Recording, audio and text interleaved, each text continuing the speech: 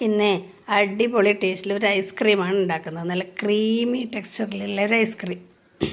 അതിന് നമുക്ക് വേണ്ടത് 2 സ്പൂൺ അരിപ്പൊടി വേണം, 2 സ്പൂൺ കസ്റ്റാർഡ് പൗഡർ വേണം. അത് രണ്ടും കുറച്ച് പാലൊഴിച്ച് നന്നായി ഒന്ന് മിക്സ് ചെയ്ത് വെക്കുന്നുണ്ട്.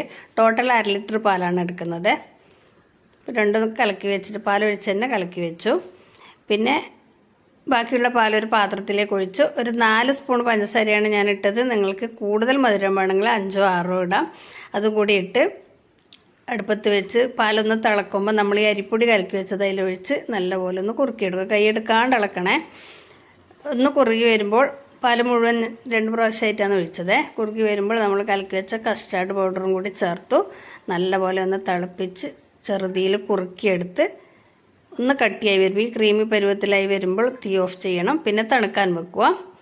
തണുത്തതിന് ശേഷം ഇതൊരു മിക്സിയുടെ ജാറിലേക്ക് മാറ്റി അതിലേക്ക് ഒരു 10 രൂപയുടെ പാക്കറ്റ് പാൽപ്പൊടി ചേർത്ത് കൊടുത്ത് കുറച്ച് വാനില എസൻസും കണ്ടൻസ്ഡ് മിൽക്കും ചേർത്ത് കൊടുക്കുന്നുണ്ട്. എന്നിട്ട് എല്ലാം കൂടെ ഒന്ന് നന്നായി ബ്ലെൻഡ് ചെയ്ത് പാത്രത്തിലേക്ക് ഒഴിച്ച് വെച്ച് ഫ്രിഡ്ജിൽ വെക്കുന്നു. ഒരു 2 മണിക്കൂർ കഴിയുമ്പോൾ എടുത്ത് അത് വീണ്ടും ഒന്നും കൂടി ബ്ലെൻഡ് ചെയ്യുന്നുണ്ട്.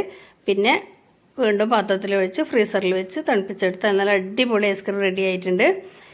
ഇതിൻ്റെ ഡീറ്റെയിൽഡ് വീഡിയോ ഇടുന്നുണ്ട്, അതൊന്ന് കണ്ടു നോക്കണേ. നിങ്ങളൊന്ന് സപ്പോർട്ട് ചെയ്യണം. നിങ്ങളുടെ ഫ്രണ്ട്സിലേക്ക് ഇതൊന്ന് ഷെയർ ചെയ്ത് കൂടി കൊടുക്കണേ. ഉണ്ടാക്കി നോക്കിയിട്ട് ഇഷ്ടപ്പെട്ടോ എന്നും കൂടി പറയണം. ലാസ്റ്റ് ഒരു 5-6 മണിക്കൂർ വെച്ചാൽ മതി. ഞാനിത് വെച്ച സമയം കുറച്ച് കൂടുതലായി പോയിരുന്നു. നല്ല അടിപൊളിയായിട്ട് കിട്ടിയിട്ടുണ്ട്. അപ്പോൾ ഇഷ്ടപ്പെട്ടാൽ ലൈക്ക് ചെയ്യാനും കമൻറ്റ് ചെയ്യാനും ഫോളോ ചെയ്യാനും ഷെയർ ചെയ്യാനും ഒന്നും മറന്നു പോകരുത്. ഡീറ്റെയിൽഡ് വീഡിയോ കാണണേ.